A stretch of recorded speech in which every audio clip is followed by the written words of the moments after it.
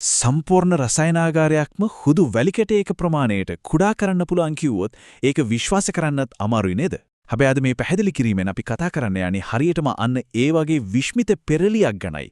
California විශ්වවිද්‍යාලය, ඒ කියන්නේ UC DVC පර්යේෂකින් පිරිසක් එකතු වෙලා මේ අතිවිශේෂ කෘත්‍රිම බුද්ධියෙන් බලගැන්වුණු ස්පෙක්ට්‍රෝමීටර් චිපය නිර්මාණය කරලා තියෙනවා. මේක ඇත්තටම විද්‍යාලෝකයේ දැවැන්තම පිම්මක් විදියට හඳුන්වන්න පුරුවන්. මේක හරියට අර ඩේවිඩ් සහ ගොලයත් අතර තියෙන සටනක් වගේ.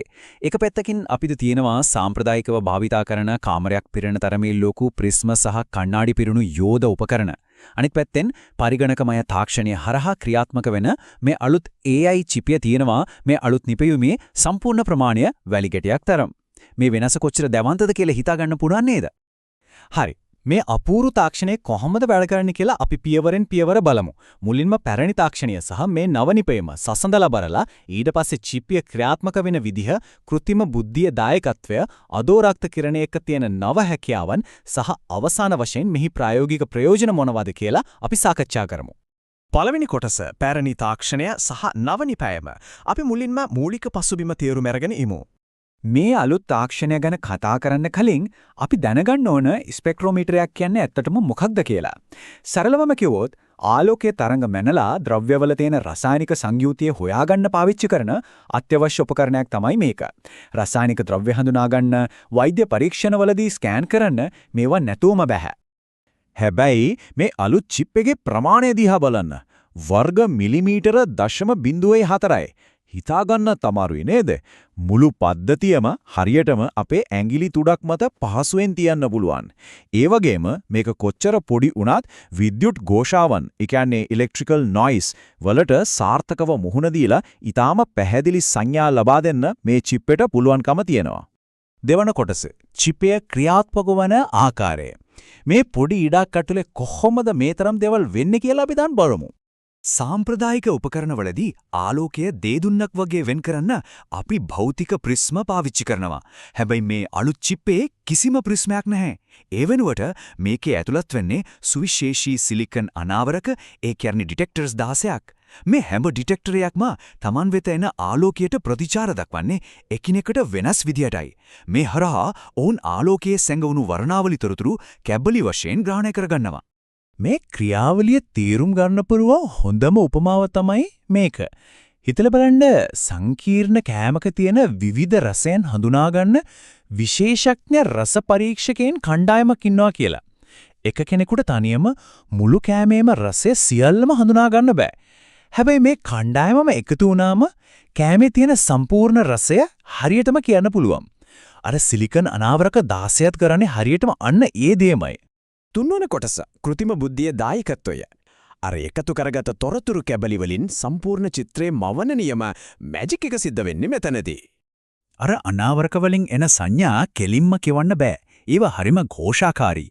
ඒ වගේම දැඩි ලෙස සංකේතනය කරලායි තියෙන්නේ. ඉතින් මේ අවුල් ජාලාව ලියා ගන්න තමයි AI පාවිච්චි කරන්නේ. දහස් ගණනක් උදාහරණ යොදාගෙන පුහුණු කරපු නියුරල් නෙට්වර්ක් එකක් මේ දත්ත අරගෙන ප්‍රතිලෝම ගැටලුවක් විදිහට විසඳනවා. ඊට පස්සේ තමයි ආලෝකයේ සැබෑ වර්ණාවලිය පරිගණකයේ ඇතුලේ ප්‍රතිනිර්මාණය වෙන්නේ. මෙතන තියෙන පුදුම සහගතම කරුණ තමයි කිසිම ලොකු කාචයක් හරි ප්‍රිස්මයක් හරි නැතුව මේ AI තාක්ෂණයෙන් පමණක් නැනෝමීටර් 8ක තරම් අතිශය ඉහළ විභේදන නිර්වධ්‍යතාවයක්, ඒ කියන්නේ resolution accuracy එකක් ලබා දෙන එක. කොච්චර ഘോഷාකාරී දත්ත ආදානය වුණත් අවසාන ප්‍රතිදානය ඒ තරමටම පැහැදිලි. මේක ඇත්තටම ගේම් චේන්ජර් එකක්. හතරවන කොටස අදෝරක්ත කිරණ සහ නව හැකියාවන්.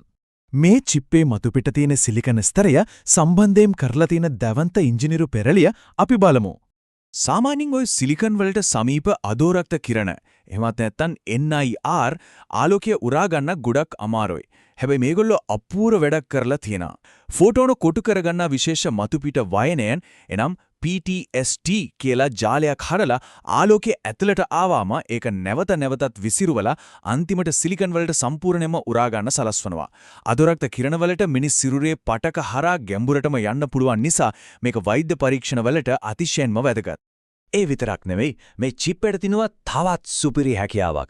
සාම්ප්‍රදායික උපකරණ වලට මගහැරෙන්න ආලෝකය සහ පදාර්ථය අතර සිදුවන ඊටාම වේගවත් අන්තර්ක්‍රියා ග්‍රහණය කරගන්නත් ෆොටෝන වල ආයු කාලය මැනගන්නත් හැකි අධිවේගී සංවේදක මේකේ ඇතුළත්. මේක ඇත්තටම අර ලොකු මැෂින් වලටත් කරන්න බැරි තරමේ ලොකු වැඩක්.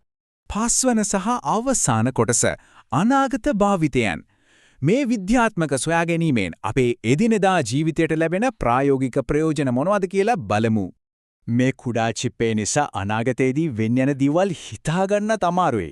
අපිටම පැලඳිය හැකි ස්මාර්ට් සෞඛ්‍ය නිරීක්ෂණ උපකරණ, කොහේ ගියත් අරන් යන්න පුරුවන් ක්ෂණික වෛද්‍ය ස්කෑනර්, කැමවල ගුණාත්මක භවය පරීක්ෂා කරන ගැජට්ස් සහ පරිසරයේ තත්ත්වයන් දුරස්තව සංවේදනය කරන උපකරණ වගේ අපේ ජීවිතයේ පහසු කරන තාක්ෂණයන් රාශියක්ම මේ නිසා නිර්මාණය වේවි. ඉතින් අද මේ පැහැදිලි කිරීම අවසන් කරන්න කලින් අපි මේ ගැන හිතලා බලමු.